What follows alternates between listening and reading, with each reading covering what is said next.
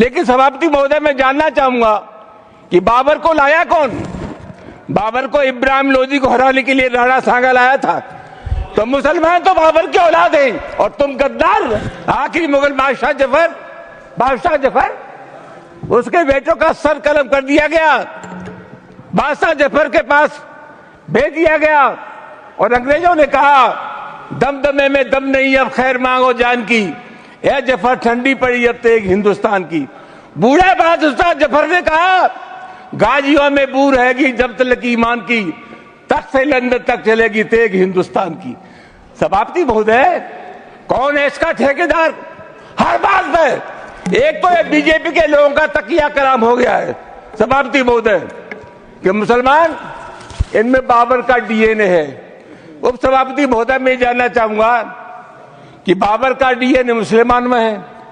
हिंदुस्तान का मुसलमान तो बाबर को अपना आदर्श मानता नहीं है, वो तो मोहम्मद साहब को अपना आदर्श मानता है, सूफी संतों की परंपरा को अपना आदर्श मानता है।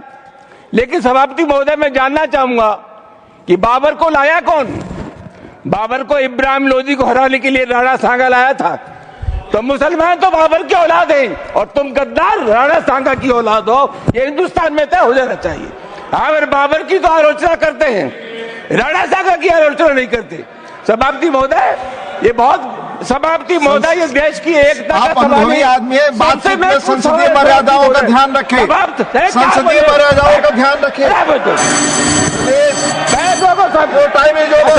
जो भी चीजें संसदीय मर्यादा के अनुकूल नहीं है, डेफिनेटली अगर इसको हम व्यापक परिप्रेक्ष्य में देखें, कम्प्रिहेंसिव पॉइंट ऑफ व्यू से देखें, तो इस स्टेटमेंट के बहुत मायने हैं, समाज के गिरते हुए दृष्टिकोण को दिखाता है। हालांकि कुछ लोग इसे पसंद करेंगे क्योंकि जिस तरीके से मुसलमानों के खिलाफ एक राजनीति की जा रही है, लगातार उनको टारगेट किया जा रहा है, तो ऐसे लोग निश्चित रूप से उसका सपोर्ट करेंगे। लेकिन अगर देश के नज़रिए से देखा जाए तो पूरे देश में भाषा का जिस तरीके से गिरावट हुई है, जिस तरीके से लोगों का स्तर गिरा है, वो ये बात दिखा रहा है कि देश में सामाजिक विघटन हुआ है और वो पारिवारिक विघटन के रूप में भी हमें दिखाई दे रहा है। इस पर अब लगाम लगाने की ज़रूरत है और ये उन लोगों जो लगातार इस तरीके की भाषा का प्रयोग कर रहे हैं और जिन्होंने इस तरीके की भाषा को बोलने के लिए मजबूर किया है, अब उन पर कड़ी लगाम लगाई जाए, कानून अपना सख्त रूप दिखाए और सख्ती के साथ लागू किया जाए ताकि ये मर्यादा के क्षरण को रोका जा सके।